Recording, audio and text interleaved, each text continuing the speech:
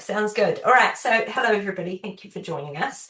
I guess I'm going to start by saying that you can't really be a human today, in today's world, without hearing constant talk about AI. So, regardless of what industry you're in, it is there. Apparently, I found this stat really interesting. The publishing industry, according to The Bookseller, which is a trade magazine in the UK, the publishing industry's reported so far the lowest uptake of AI usage at only 6%, which is, I don't know whether that's encouraging or not. I guess we'll drill into that today. We still, though, get frequently asked about AI by authors, and we often talk to publishers, to marketers, to designers, to all the people who are supporting authors to get their books into the world, about this kind of wild world that we're all navigating and figuring out now. So today we are here to talk specifically about AI as it relates to books. Should we be using it? What are the risks that we need to be aware of? Where are there positive use cases for it? And obviously also anything and everything else that you guys are wondering.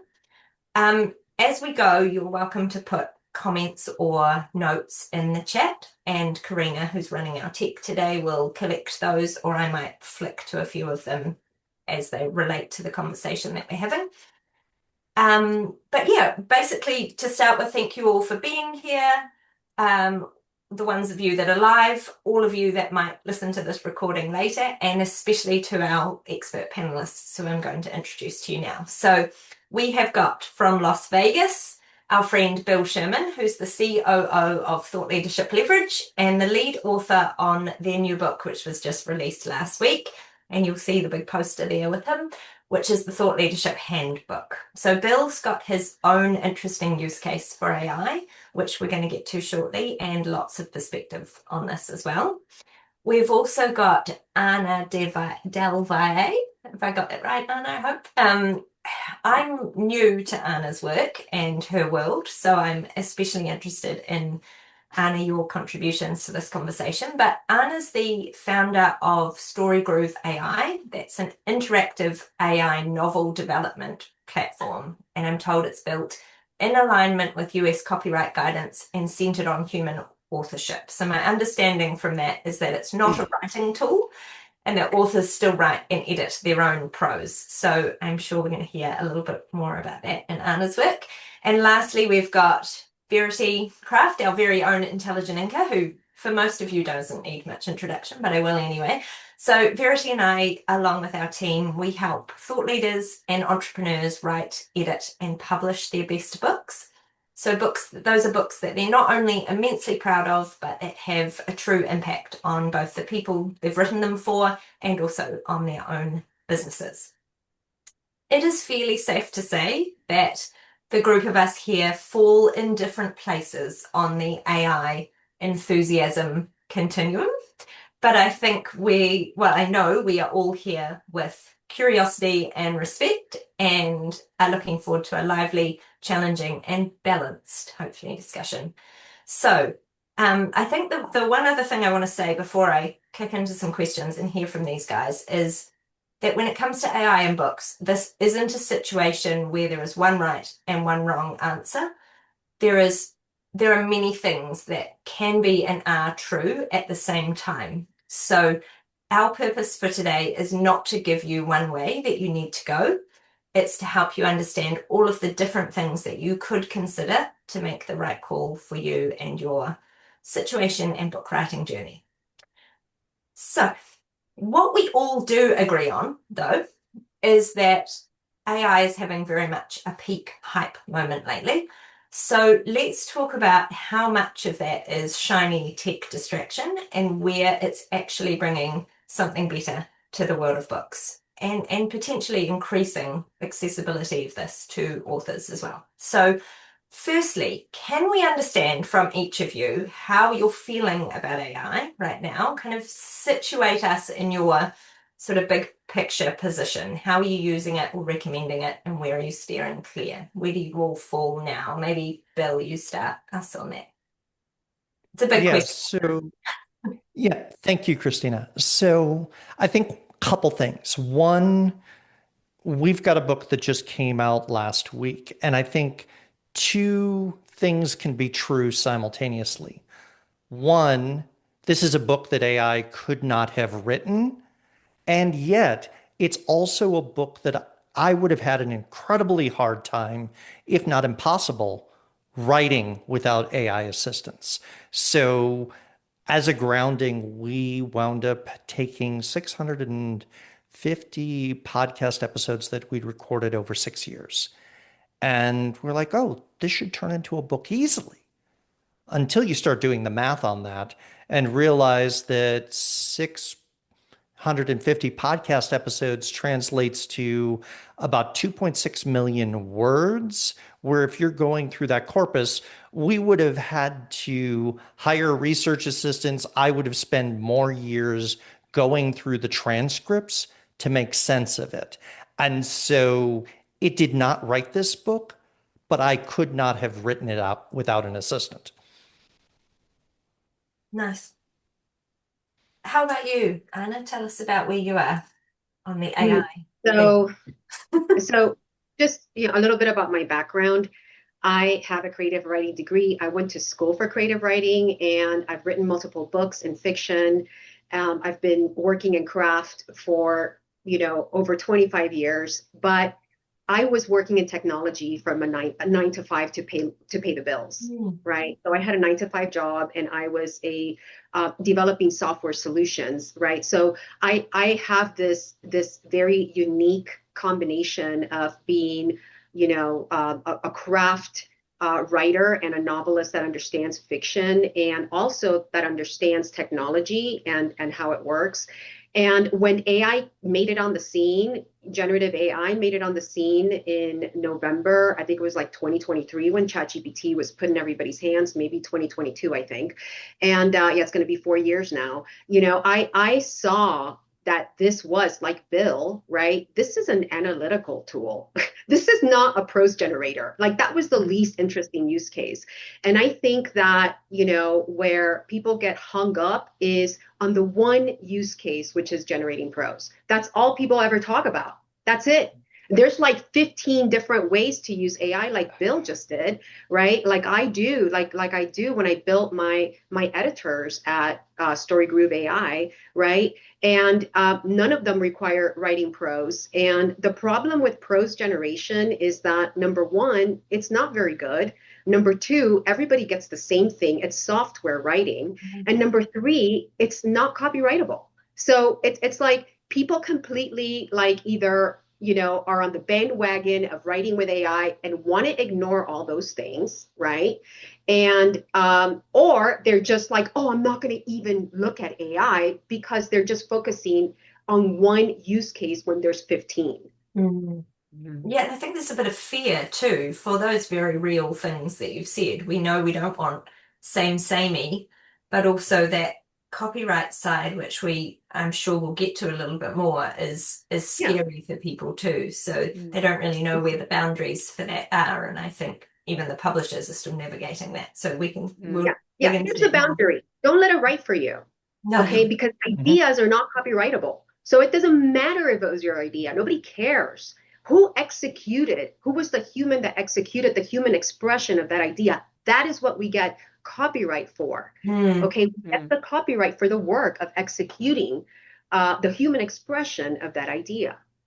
Mm. That's the Nice. litmus test. Don't let it write for you or Mm. rewrite for you. Yes, Yeah. absolutely. Agree. Mhm. Verity, our position. Yeah. Well, I often feel really conflicted about AI because on the one hand, we see all these incredible use cases for it. And Bill, I always really love hearing about how you've used it to like take all the content. And I use that as an example often of how you could use AI in a really positive way. And so I see that there are really valuable use cases that make authors' jobs easier and that, can really improve it. At the same time, there's two other things happening. One of which is we are getting a lot of manuscripts through that are using it to generate content. And honestly, they're really bad and they take about 4 to 5 times as long to edit. And it's just, I think people don't realize that that shortcut is actually selling them short. And so that's a real problem. But I think the other reason that I always feel conflicted about it is that we're seeing that it's having really negative impacts on the world in many ways. You know, the amount of power that it uses, the amount of water, the impact that data centers are having on particularly developing nations, the way that some people are using it is really having an impact on their cognitive ability. Like it's not helping people go through difficult times that build up their brain muscles and encourage neuroplasticity. So I see that there's a lot of issues with it. And from a purely personal point of view, part of me wishes we could just go back 10 years ago to like, actually, let's have creativity be the thing and really prioritize it. But I also recognize that we're in a different world right now. So where I think we sit is looking at, if you're going to use it, how do you use it in a way that makes your book better, that doesn't take away the real benefits of what writing a book does in terms of how it helps you develop your thinking and your thought leadership, and make sure that you're using it really intentionally rather than just using it for the sake of it. So I suppose I feel like I have 10 different conflicting opinions at the same time around AI, which, you know, many things can be true at the same time. And I think it's along important. the continuum, up and down. Yeah, exactly. But I think that's really important. You could be in discovery right now, right? Like we don't know what we don't know, right? We have to like get information, you know, just, you know, no contempt prior to investigation. Like that's the biggest mistake a lot of people do with AI. So I appreciate where you're at, Verity. Yeah. I think Well, too. and I think, oh no, sorry, go you, Bill. yeah, one of the things I think as well was when I started the writing process, I said, okay, this is a hands-on project for me to learn two things. And this was summer of 24. So what AI is now is different than what it was then. But I said, I need to learn this as a tool. Let me play with it, see what it does well, see where it fails miserably, and play with it as a sandbox in a safe environment, because I knew I was going to have clients asking me or that were going through their own writing experience and asking that question, what do you think? And so in addition to the research, I used it, like Anna said, for probably a dozen different things. Some of them I was like, well, that was an interesting evening, you know, writing. Let's not do that again. Yeah. Reverse. You know, I do want to address the environment thing because I think that's really important for people to know. And spoiler alert, guys, the entire planet runs on data centers, and it has been run on data centers since technology came out for everybody, and we were on the internet, and then everybody went to the cloud and applications, YouTube, this Zoom right now, all this is running on data centers, okay? The world runs on data centers.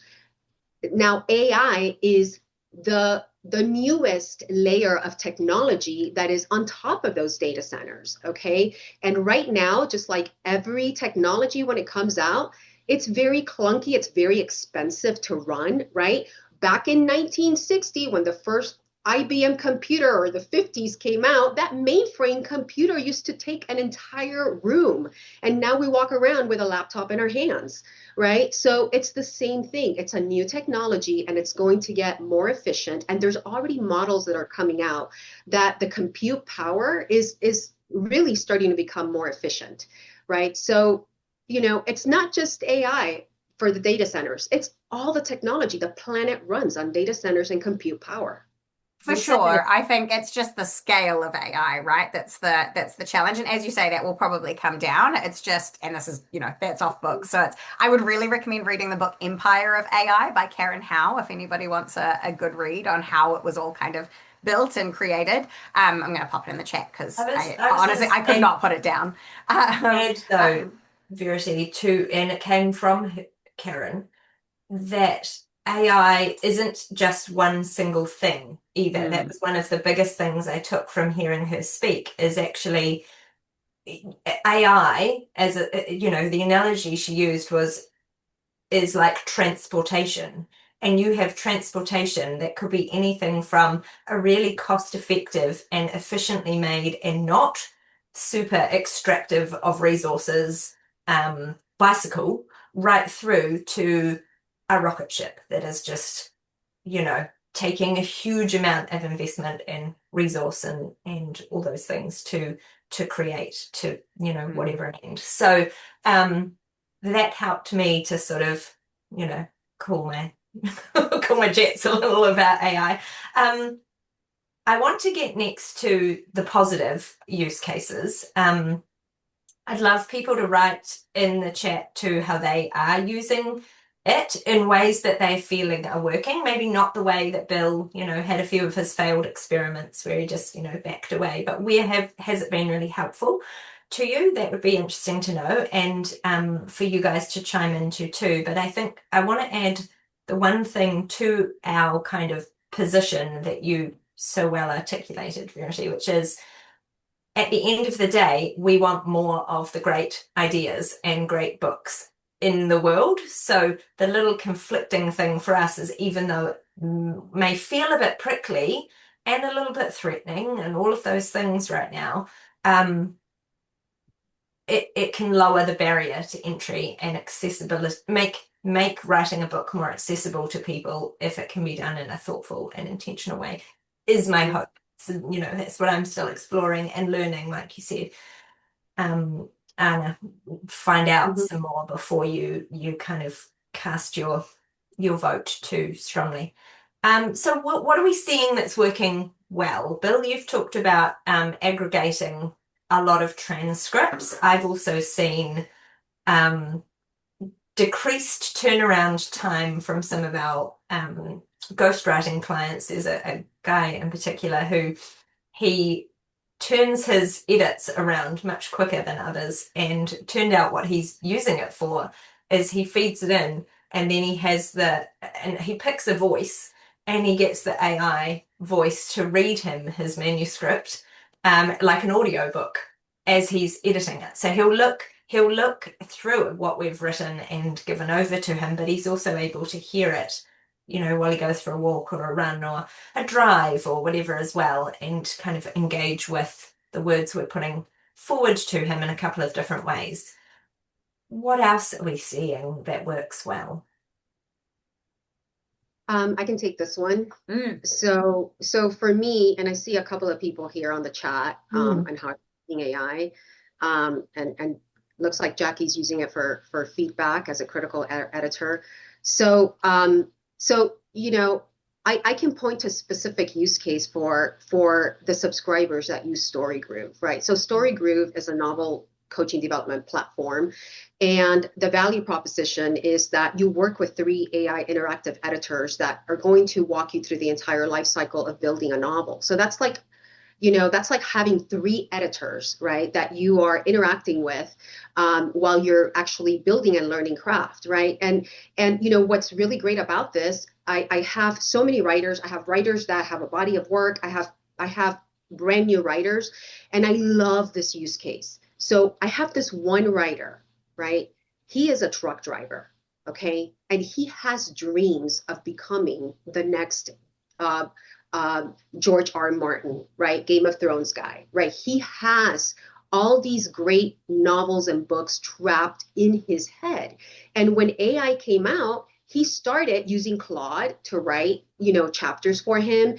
And then he moved on to Pseudowrite, which basically is another software platform for writers, but it generates prose, right? And then when he found StoryGroove, he was like, look, I'm a really bad writer. Like, am I going to be okay? And I was like, just try it out, right? Well, my support team was talking to him, and they like laid out, here's what's going to happen. You're going to work with an editor, and you will be able to get the vision and build out a really great chapter plan with all the craft beats woven into it, right? Now, these are ideas. Remember, ideas are not copyrightable, okay? And then you'll be able to write your draft following that great chapter plan, okay? So, I got an email from him, like a thank you email. It was just like a couple days ago.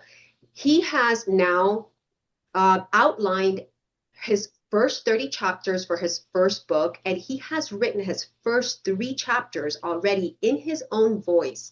And he told me, I can't believe how much easier it is to actually execute, this chapter and write it instead of just like, what do I do? What am I supposed to do? Or having AI write it for you. Is And that on it the is going to basis of a really good plan, Anna? Yes, yes. It's on the basis of a really good chapter plan with all the right beat structures that requires for craft. And I mean, incredible. This guy is going to be able to write these books in his voice and achieve something that he couldn't have done before. Mm. This can change his life. And if he has a dream in his heart of being a great novelist, he's going to get there. He's so committed, right?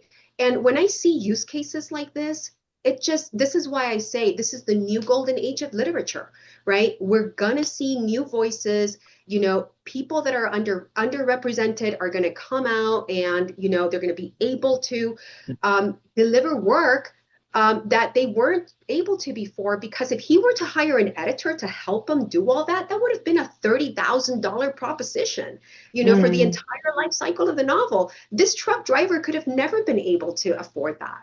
That's the Well, accessibility and let me piece that I was Mm. Yeah, that let I me was jump into that. I mean, we've seen that through technology for the history of narrative, story, book, manuscript, back when manuscripts required monks in a scriptorium. Printing press Mhm. comes along, that made books more accessible to people. Digital production, every advance has created the opportunity, and I use small d, democratized the ability to get ideas out into the world. And one of the things that I believe in strongly is one, yes, there's a lot of what we call AI slop out in the world, but I think that individuals who have knowledge, who have expertise, who have creativity, whether it's on the fiction side or the nonfiction side, which is my world, either those people with that creative impulse or that expertise and knowledge stay silent, and LinkedIn and other places stay noisy without real expertise advancing conversations, the world won't go silent. Really, the choice is, will you add your voice? Because my belief, and I'm going to take where Anna was and advance it a little bit. So I agree, ideas are not copyrightable, but I strongly believe that ideas cannot speak for themselves. You can. And that's one of the differences that distinguishes AI. We don't have AI advocacy at this point. We don't have someone with the fire in their eyes, whether it's Anna's truck driver who wants to tell this story, or someone who's learned negotiation, who's learned something about a little, a little T truth about business that they burn to share. Their eyes light up, people lean in and say, tell me more. That's the work that is, in my mind, essentially human and irreplaceable. Mm. Mm.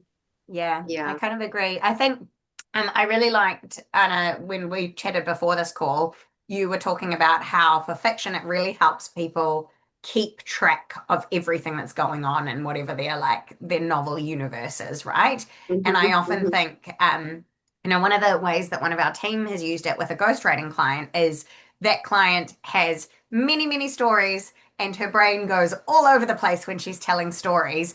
And so she used it to really give her more of a timeline and actually pull the story together and go, okay, wait, those bits work here. And so she's not using it to write anything, obviously, but she is using it to go, okay, wait, she was talking about this. Where does that fit in the timeline? And, she had to do some cleanup and things, but she's kind of been able to use it to then add in this transcript and add in this transcript. So I think that can be a really helpful case as well. It's like how, if you're having to keep track of a lot of things, you get to focus on how do I communicate this in the best way possible? How do I, with Bill, what you're talking about, like how do I be kind of the spokesperson and the vessel for this idea, but use it to kind of keep track of it. So often the distinction that I say to people is if you're going to use AI, and I don't think you have to, I also want to put this proviso on people, like you are still allowed to write a book with no AI whatsoever. And if you do not like AI, please don't use it. Like that is totally fine. But if you're going to We use still it, have it oil should be painting, used. right? We still have oil painting. Yeah, exactly. We still have people who make things, by hand, woodworking and stuff like that. Um, but if you're going to use it, I see AI as a really good tool for organization, like organizing thoughts, collating stuff, organizing through stuff, research, all of that. The creativity part and the thinking part should still be you. Like that still needs to be a human, in my opinion. So, but I think that organizational part, that's where it's real. It can be so helpful in terms of that organizing the thinking, as someone said in the chat, doing the research, albeit with fact checking, and using it as a tool to enable you to just focus on the piece that you're creative, where you can be creative and human. I think that You know, mirrors. Sorry. I'm sorry. Can I just add something to Um, that? Um, you know, I mean, you can use it as a critical thinking tool. And like, what are 5 different ways that, I can set up the outline for this book? Which one would work better? What's the reader impact, right? Like, if I go with this outline, if I go with that outline, how's the reader going to feel? Like, these are critical thinking, right? Prompts that you can use with AI. Now, I will say something, okay, for anybody that is using AI to write your book, okay, like prose generation, like you're having Claude or ChatGPT rewrite or write your book, okay? We can tell, okay? I want everybody to know this. We can tell. Everybody can tell. I know it looks really polished, okay? I know that at first glance you're like, oh my gosh, this looks so good.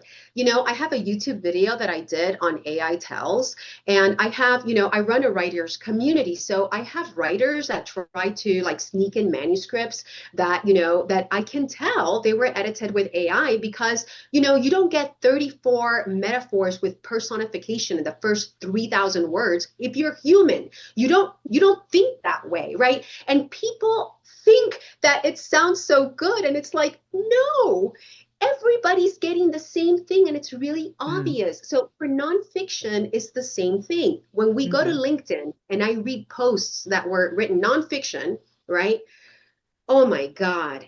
Posts written by AI, it's like if you're writing a nonfiction book and you have a methodology that you're trying to express, your voice, okay, is what's going to attract that reader to your expertise. And if they smell any AI stuff in there, you're going to lose them.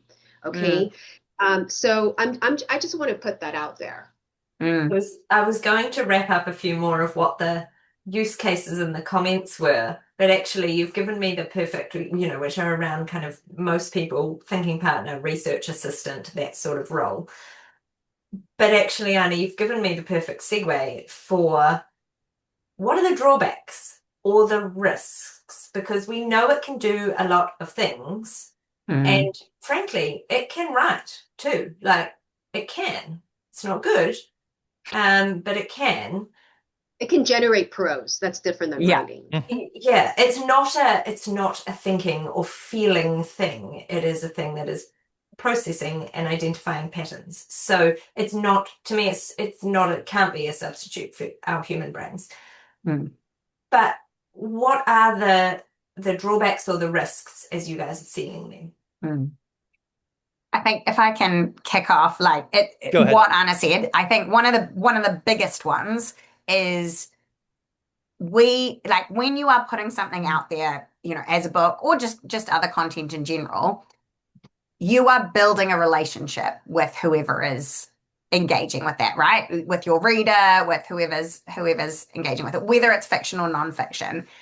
And when somebody can tell that you have used AI, that breaks down the trust with that reader. And particularly for like the people that we work with, so for thought leaders and people who are out there, they might be speaking, they might be coaching, consulting, training. People often can hear them speak. They know what you sound like. They know, how you communicate. And when you clearly have not when you have clearly used AI to write something, that is a breakdown of trust, because I don't know about everyone in here, but I don't enjoy reading things that I can tell are written by AI. Like, it makes me so happy when I can tell that something is in somebody's voice and it's so specific to them, because I'm like, yes, you wrote this. And I'm like, I want to hear from you, not from the computer. So I There think is an that's, element of why should I bother to read something that you didn't bother to write? yeah, exactly. Exactly. So I think that's like the number one in terms of your reputation and in terms of your relationship with your audience. I've got many more, but I'm going to hand it over to Bill because I feel like he's got some thoughts on this. Yeah, so I'm going to go a little bit different direction, Christina, with the risks. One of the things that I started wrestling with is as I was writing, I realized I had not only the human readers, the emerging thought leaders, the established thought leaders, and even expert thought leaders who had done it for decades. I realized I was also consciously aware that at some point this goes, and this is to a comment, and Anna, you and I may have a sparring on this. This goes into what I write goes into the knowledge commons. In the US, 95 years from copyright, or in the rest of the world, it's about 50 years after my death, right? So the question becomes, if I'm putting knowledge out into the world, if the book is the latest version of the library being shelved in some ways in a training database for LLM, the question is, am I writing for an AI reader? And I became really aware that I had to be, that I needed to be aware of the AI reader as much as a gatekeeper. In the old days, you had literary agents, you had executive assistants, people that would do the screening. We still have literary agents, Yeah. by the way. Hmm. Not in Yeah, the old. absolutely. Yeah. Right. But I mean, it was the only way to get into traditional publishing if you're talking early 20th century, right? Nobody else had access to the large presses that could manufacture a thing called a book on that, right? Unless you were doing a craft. I mean, we So, still don't. We still have to go through agents. You can't just go to a traditional big five. You got to go through an agent. well, if you're going traditional, yes, but we have Yeah. hybrid, we have self, we've got a variety of ways Hmm. to get Hmm. the ideas and the word out there. Hmm. And there are different modalities for fitting that. And my point being, I think every book that's being written now, including those were written previous to their copyright date, see the recent news about Anthropic digesting material and basically taking covers off of books and using it to feed training models. We Hmm. have AI readers. Hmm. Hmm. When you say AI readers, what do you mean by that term? In the sense that what we put out into the world Uh-huh. is going to be consumed as part of a training database Okay. at Okay. some Hmm. point. So let's talk about this because so are you saying that's a drawback? No, I'm Okay. just saying Okay. that a writer needs to be aware of it. Hmm. Okay. Well, right now, if you go traditional, publishers have a clause where you have to opt in for an additional $5,000, okay, in your contract if you are going to allow your book to be used by a large language model, okay, to get trained. Right. And it's like for 3 years, they're going to use it to train the model.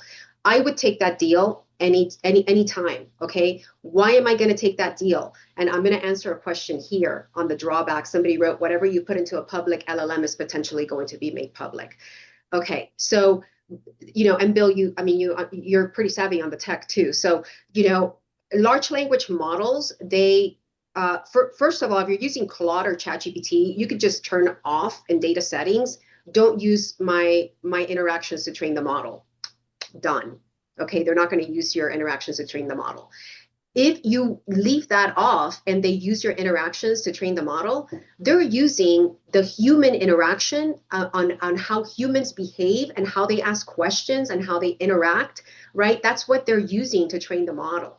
Okay, it's not a database. People think, oh, it's a database and it has all these books and it remembers word for word verbatim. It doesn't. This is a very sophisticated technology. We're not 1997. This is not a data repository, okay? This is machine learning and artificial intelligence. Machine learning came first, and it learned how, to spot patterns, right? Different patterns. Okay, if I say peanut, if somebody says peanut, probably the word butter comes after it, right? That's what it does. And then the layer of artificial intelligence came on top, which is making that machine learning executable, and it sounds like it's talking. That's artificial intelligence. So no, it's not going to remember what you put in there word for word. And if you go into ChatGPT and ask it to give you chapter 3 of Pillars of the Earth, which was used to train the model, it's going to tell you, no, I can't do that. That's copyrighted material. I don't have access to that. What it will do However, if we flip from the other side on that, the New York Times has had ongoing lawsuits as well in that, and I think copyright is going to be redefined, relitigated, and what is the ownership of an idea, what is the work in a new form. I think we'll see that because the Times made the case that they were able to reproduce excerpts of articles they had published. Yeah, I was going to say, I would have to see the data. Yeah. I was going to say, I have some issues. I'm just saying it's not perfect and it's open to conversation. Yeah, I was going to say this is such I think that's probably a bigger conversation than we've got time for today, because it is a real, like, one of the things that I really hate about AI is that it did draw from all of these copyrighted materials with no permission, and it was very much a do first and not even ask forgiveness later, just deal with the lawsuits later. And that's not okay, because people had written these with the expectation that their work would be protected. But regardless, like, moving forward, I think it's not so much now. Like, if you're putting something in, as long as you've got your settings right, it's not going to suddenly get fed in by any means. Right. So I wouldn't see that as something. One thing that I just want to bring in as kind of a drawback and risk that we haven't really chatted about today, and I think it's more, to be fair, we've sort of talked about not using it for writing, which is a big piece of this. But one of the biggest benefits of writing a book, particularly a nonfiction book, I'm not as familiar with writing fiction, but with writing a nonfiction book, is actually the journey that you go on by writing it. And that only happens through the process of writing it. Like, most of the people that we work with say they are a different person and their thinking is different now than when they started. And if you're using something to shortcut that thinking, which again, I think is why you've got to be intentional about where you use it and how you use it. But if you use it too much, you actually miss out on the real benefit of it, which is not just, hey, I've got something out in the world. It's not just the outcome, it's the benefits of the journey. And I would imagine, like, Bill, that you would agree with that in terms of how your thinking is now versus when you started. It's just come on so far and makes such a big difference. Oh, the book, if you look at it now, when I turned in the manuscript, really November 25, if you compare to where my thinking is now, it continued to evolve, continues to evolve, and it's out this last week. And at the same time, I'm looking at it as that's where my thinking was late last year, right? Mm-hmm. So it forced me to grow, to codify ideas, as well as it's an archive of a moment in time. I often think of it as it accelerates the sort of, I think the rigor that you go through to do a book accelerates your thinking, and it sort of sharpens clarity around your ideas and confidence that you've got in them, Absolutely. That sort of thing too. What about well, no, actually, I'm going to add to the fact that we asked a number of publishers to join us on this panel, and all of them very politely declined. And the general sense was, we're still figuring this out. We're wary. US-based publishers might be different, but certainly New Zealand-based publishers are in my experience, trying to figure this out as authors are figuring it out. There are some policy documents around that are starting to emerge around what you need to declare and what's okay and what's not okay. And there's very specific tables with different columns around, all right uses, not all right uses, and all the copyright implications that they are concerned about, because when you publish with a traditional publisher, they own the copyright to your book, not you as the author. So they're worried about their interests as they necessarily need to be. One of the pieces that I found really interesting in reading through these policies was around disclosure. So whether authors should have to disclose their AI use, both to the publisher and also to readers. And they've got the answer is yes and yes. From their standpoint, what do you got? Like, there is a very detailed, in the policies I've seen, a very detailed, we want a log of your interactions with it and which versions of what tool. And then the human, reviews or rigor that you've applied over the top of that, and did it or did it not change an outcome in a significant way, or lead you somewhere different, or modify your thinking. So that's the detail that some of the traditional publishers are asking for.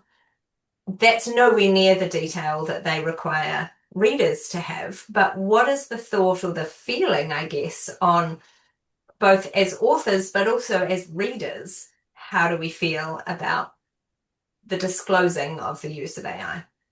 And is that different? You maybe don't want to say how you've used it if you wrote with AI, but actually you'd really like to see. I'm gonna take this one if you don't mind. I'm very passionate about this. Okay.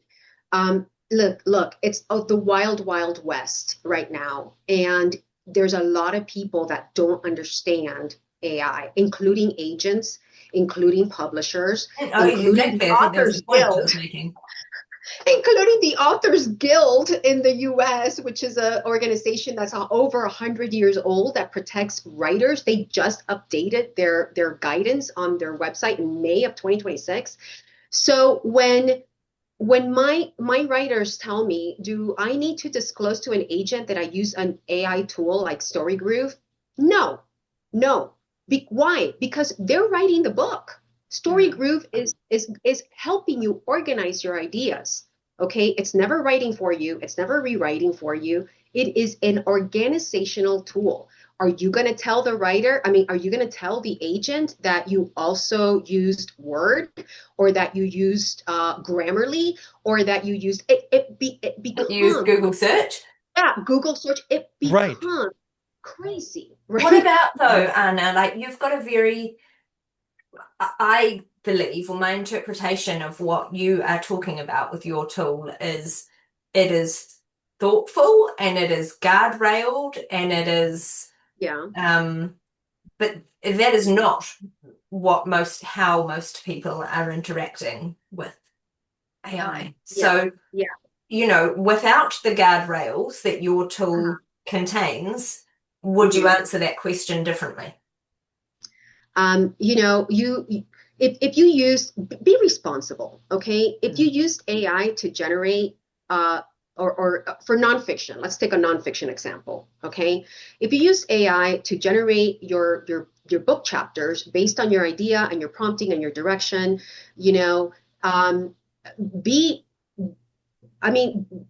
tell them the truth, right? Tell them the truth, because, for a nonfiction book, I don't know, a nonfiction book is never going to be a movie in Hollywood, right? Which is why the traditional publishers and the fiction publishers really want to own that copyright. They want the audio copyright, the film rights, right? And, that's so important. A nonfiction book is never going to become a movie.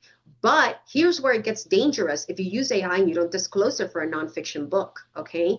I had the CEO of Originality AI, which is an AI detection software. These softwares are still in their infancy, okay? And he came on my YouTube channel and he told me about a case that they were legally part of, right? Like they were subject matter expert brought into this legal case because somebody wrote a nonfiction book using Claude, and it was about mushrooms and how to, like, all the different mushrooms available and you can grab them, and it was telling the reader to eat this mushroom that was poisonous, right? And I mean, this could kill people, right? Mm-hmm. So yes, this in nonfiction, if you're using it, right, you should disclose it because of things like that, right? Mm-hmm. These are the things we have to look for.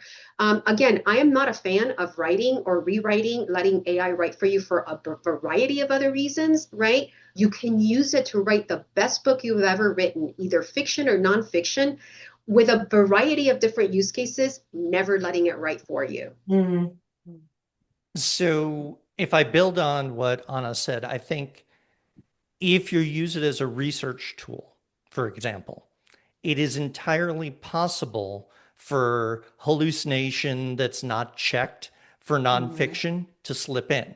And so were I to write a book on, you know, organic chemistry, I would have no idea whether or not I was writing correctly, right?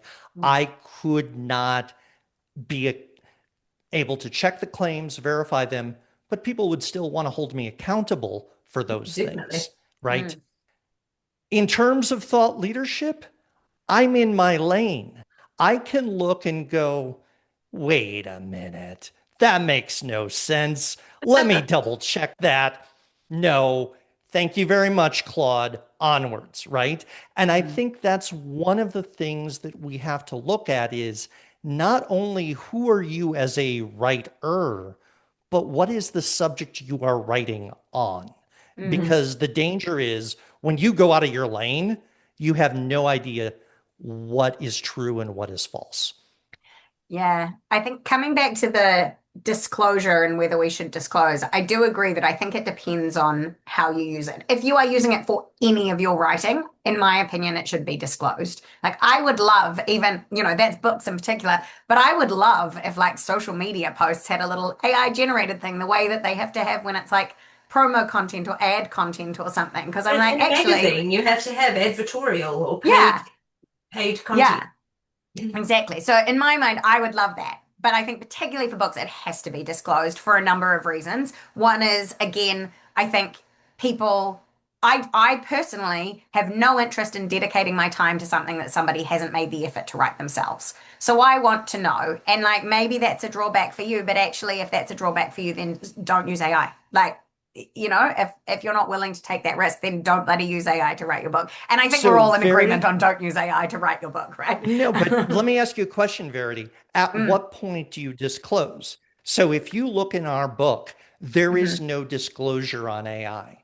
Do we mm. hide it in conversation? Absolutely not. I'm on record in a number of places saying this book could not have been written. But at what point, you know, I use the Okay. Google, But right? I think again that depends on how I you're use using it, right? Grammarly Like or you spell Yeah, didn't check. yeah, use yeah. it. Yeah, you didn't And use it to I'm write your curious to book. you, I'm asking the question seriously. At what Mm. point is that line for you on To me, disclosure? it's whether you used it to write or rewrite your book. So I think if you used it for research, it is now, I mean, I've changed my browser to not be Google because I really, really hate all the AI summaries. And so I use a different browser. But, if you're using Google, you're now getting AI summaries as the first thing. Right. Like it's kind of ubiquitous, it's everywhere. So I see that now as just a tool that is part of what we're all doing. And I think, with the proviso, like you said, Bill, of is it in your lane? Have you actually fact checked it? Are you going through and finding the original sources? Are you doing all of those things? To me, that's still like that's not actually writing the book. The part that I care about and that I think is really important to disclose is has a machine written this or have you written it? And is it your thinking would be the other thing. So if it is your original IP, that you have developed, potentially with some research from AI, but it's Mhm. pulled from your experience, your work that you're out doing in the world, it's your ideas, then like to me that's okay, great, you used it as a tool versus actually I put in here like the mushroom example, right? I put in here I want to write a book about mushrooms and it gave me all of the content. Even if that person had gone away and written it themselves, it still wouldn't have been their IP and their information, which is clear by the fact that they have put incorrect information in. So to me, it's what's that line between, is it your personal IP, your thinking, your ideas, and your writing, or have you pulled it from a machine pulling together everybody else's thinking and writing? I think that's the line which is, I know it's not a clear cut Mm, line, I have but to me, that's four, the question. Verity, mhm. I've got the four sort of bullet point where the publisher's line is on this. I was going to So, say, maybe Karina, could you share the Wiley Australia yeah, I do. link? But Because these are the guidelines that Christina's mostly pulling from. the four notes from them inform us if your use of AI. One is that it produces verbatim AI generated content or output that's included in your work. Number two is that it substantially edits existing content. So that's the writing and editing that we've talked about. And it's like, we know your tool's not doing that. Those are the Mhm. guardrails you've got. Yeah, Number three, exactly. though, whether it generates supplementary materials such as images, tables, or charts. And the final one is whether it performs significant analysis that impacts your conclusions. The last thing I want to say, because then I want the other lovely people that have joined us today to have a chance for questions, is they also have in that guideline document it's 4 lines, it's a little example declaration to the reader, which Bill, you could have done something like, I'm not saying you should have at all, but I think that's their sort of line on what could work. And their suggestion is that it goes in their sort of front matter of your book, like where your copyright page and publisher details would go. So that's that.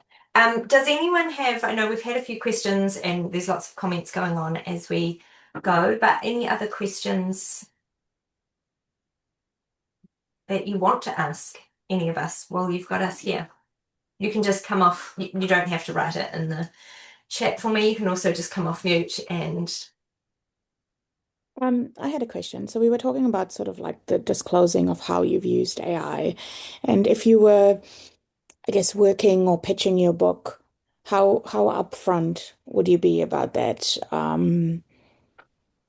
Like there's real tension there, right? Like as you were saying, like at least publishers in New Zealand are still it's very early in the journey, and there's a wary line of it. between And I think honesty and shooting yourself in the foot. yeah, this conversation, and I think if anything, it demonstrates there's a little element still of it depends who you ask.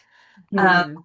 Well, I mean, we also need to use common sense, right? Like just because, I mean, there's some things that the Authors Guild says, if you use AI to develop an outline, you must disclose it. No, you don't. An outline is an idea. Why in the world would I disclose that? So use your critical thinking skills because right now the world is still like putting up governance around a lot of this AI usage. And, the Authors Guild may not, have like expertise in LLMs. Obviously they don't. They know some things, but they don't know everything, right? So use your critical thinking skills, and I would say let the copyright law really guide you. And when to disclose it, it's very easy, right? For nonfiction to disclose it, you disclose it if you use AI to rewrite your book. If you use AI, people get confused with the word editing. Okay, editing doesn't mean I'm going to rewrite your novel or your book. Editing means I'm going to read your book and I'm going to give you guidance on how to make it better. That is how you should use AI. If you use AI to give you feedback to make something better, no, you're still doing the work. You're using it as a critical thinking tool, right? When do you have to disclose it? If you used AI to rewrite your words, to write your chapters, you need to disclose it because you're going to get caught. It's very obvious. One thing Any I other would say use? is, Yeah, I do think there is a difference between what you disclose to a publisher and what you disclose to the audience. So I would agree that I think for Yeah. the audience, the only thing you need to disclose is if it's written or rewritten your book. I think to a publisher, it doesn't hurt to be upfront because also if they get even a whiff of it, they're really paranoid right now. Like a Then you lot of lie. them are really paranoid. And so they don't want to be caught out as publishing something that has been produced by AI. So if you can be upfront about the fact that, hey, this is what I used it for. Like I used, a tool that helped me, that challenged my thinking or that gave me some feedback, but I wrote every single word and I rewrote every single word and all the IP, the original IP was mine. I think that actually will put you in better stead than if they get even a whiff of it because they're like having talked to people in the publishing industry, they're not super onto it. There's a lot of them that are not very tech savvy, and I think they're more likely to err on the side of I'm too scared of this, so we're going to leave it. Like they've got plenty of books to choose from right now. So that would be the one thing that I would say. Again, I know you might disagree with that, but that would be my opinion Yeah. So I personally. think Let me I tell think you it's what's wrong with worth. that model. Let me tell you what's wrong with that model. I'm going to give you a real life use case. Okay. I had a writer, okay, that actually just used ChatGPT in a very, analytical way, the way that we are saying, right? It didn't write or rewrite her novel. And when she landed an agent and the agent asked her how she used AI and she told the agent, I used it as an analytical tool, the agent dropped her, okay, because she has her own views on AI. She doesn't like AI. So now you're putting your entire future, okay, She's on not the only somebody. agent, though. You can Oh, find another agent that will advocate for you. That's on that's somebody another else. example of it depends who Yeah. you ask. But Right, the, like the other thing, why are you going to hurt yourself? You don't know what this person's views on AI are. You don't even know if they understand the technology, right? the And now other you're like the New you're hurting Zealand yourself. context is also different. And I think I would bear that in mind too. We are not a very legislative country, so Kiwis don't walk around skilled up on copyright law. Very few Kiwis I know would have any clue how intellectual property or copyright laws actually work, unless that is their line of work. So I think there's So also a let little bit me of jump in there on the yeah. litigious, coming from a very litigious country Go, in Phil. the United States. I am in the position where we went hybrid rather than traditional as publisher. However, one of our co-authors is the CEO of the hybrid publishing company. He is also an attorney and practiced law Oh, in related areas for a period of time. We as three authors had a conversation on, do we disclose or not? I am not an attorney. I am not claiming to be one, nor speaking for him. But the output of that conversation was, we're good. hmm. We do not disclose. Okay. Hmm. We had a long conversation. We made the conscious choice. Yeah. Interesting. Yeah. Because you don't know the other end, right? It's the Wild West right now. A lot of people don't understand the technology. The other thing I Yeah. would just put as like a general proviso is that with all of this, and I've kind of said it a couple of times, like if all of this feels like too much, people have been writing books for centuries and centuries without having AI tools. So they are a tool that you can choose to use, but you do not have to use.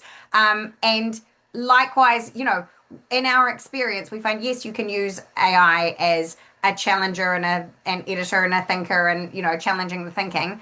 But actually, like personally, I prefer to do that with a person. And a lot of our clients do too. That's why they come and work with us because they would rather have the conversation with a person and get challenged by somebody who has read plenty of books from a human perspective and has worked on plenty of books. So, like, at the same time, don't feel as though all of this is saying, well, now you have to use AI because it's a tool. Like, you make the conscious decision as to how much you use it, how much you disclose. Like, it is all entirely your choice. I think we're all on board with like, don't use it to write or rewrite. But other than that, like, there is no right or wrong answer. It's what you feel comfortable with and what's going to best enable you to achieve your goals because I that's think what what Anna writing a said book comes was back to. what Anna said that was great is do some research, like find Mm. out some things before you make your judgments too, because there's a lot of information, but there's also a lot of misinformation around about it, and different people are going to, sway you different ways. Yeah. Is there anything else burning question-wise for anybody, or, I know we're 3 minutes past the hour, so Might wrap it up, yeah. if not, thank you again for joining us, everyone, and you guys too, Anna and Bill. We had a feisty discussion there at times, which was good. I kind of knew that there was going to be some differences, and I think that's reflective of the Wild West out there that Anna's talking about too. Christina, if I may, I just want to add one more thing. Sure. Because I am a proud American, okay? We don't walk around talking about the copyright law because we're a litigious country. This has nothing to do with, where you're from. If you're a writer and you're writing a book, copyright is something that should be in your mind. Yeah. It has nothing to do with where you're from. Okay, so I just wanted to say that out there because, I'm a proud American, like I said. Of course, you're right. We get asked about it a lot because people, it's often the first time they've thought about it, and they don't know. And often we don't know either. So we've got to have the people that are expert in that. Fabulous. Thank you, everybody, and have a wonderful rest of your day. Thanks. This was great. Thanks, everyone. Thank you.